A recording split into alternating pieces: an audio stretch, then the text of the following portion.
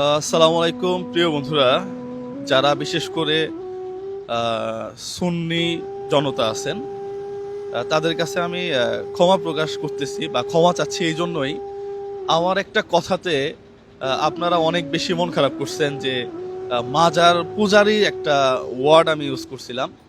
এইটা একটা কথার প্রসঙ্গে কথাটা আসছিল। এটা কোনোভাবেই আপনাদেরকে ছোট করা বা আপনাদেরকে হেয়পূর্ণ করে কথাটা বলা হয় নাই।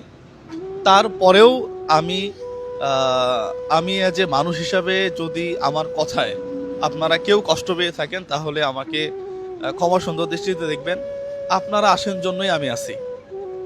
আমার আমার হিন্দু, বৌদ্ধ, খ্রিস্টান, এরপরে যারা সুন্নি আছেন, যারা অন্যান্য সম্প্রদায়ের আছেন, সবাই আমার ভক্ত, সবাই আমার ভিডিও দেখে। আমিও সবাইকে সম্মানের জায়গাতেই রাখি। কিন্তু এই প্রসঙ্গটা আসলে একটু মুখ ফুসকে চলে গেছে, এবং এটা আমি কাউকে উদ্দেশ্য করেও বলি নাই।